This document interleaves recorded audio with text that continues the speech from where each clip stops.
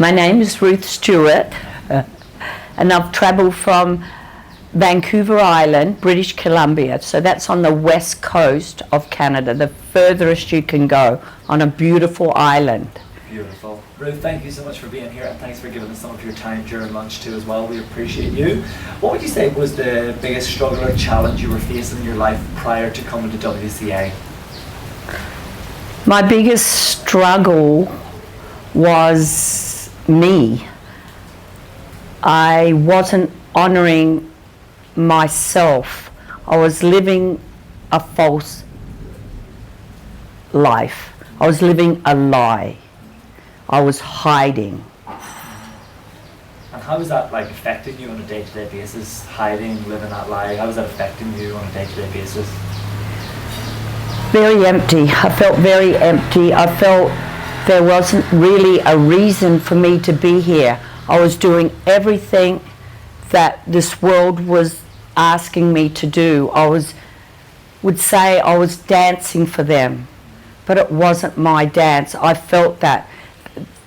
This world was giving me a script that wasn't written for me, but I always felt that I was sitting in a dressing room waiting to be asked to go onto my stage. I always felt that I was preparing for something, but I just wasn't getting it. And what would you say has been the biggest breakthrough that you've experienced in these past 5 days that's really hit home to the core for you? I found that little girl again. I found the little girl that I didn't have when I was a child because of my trauma. I didn't live. I created this false self, this false image of me, and it protected me from the outside world. What would you say surprised you or shocked you the most about the WCA experience? My little girl got to come out, and it's real, it's tangible, and I can sing and praise Tim's name and what he's doing forever, because I am here. I am proof. I'm living my life that I didn't live. I felt I was disqualified. I felt that I really didn't belong because someone told me long ago that I was not good enough. Further question, and this is a unique question because it's one of the first times we've ever had this, but how has this experience been with the people that you've met, but most importantly going through this with your husband too as well? How has this experience been? Wow. It's a body experience, and that's what I've been looking for all my life.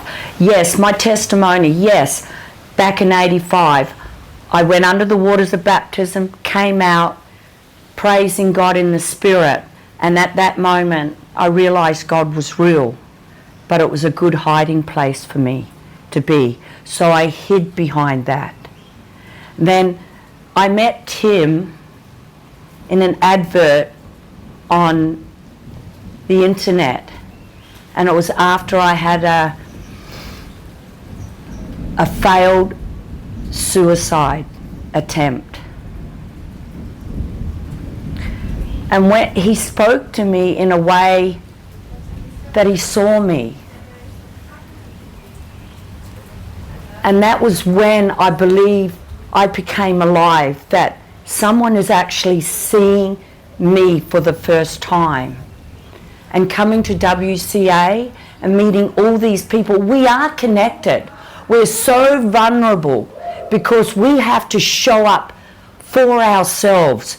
And when we do that, we honour everybody else. And that's what I just thank Tim for, because I'm showing up for myself and honouring others to do that. And yes, it's wonderful. And second last question.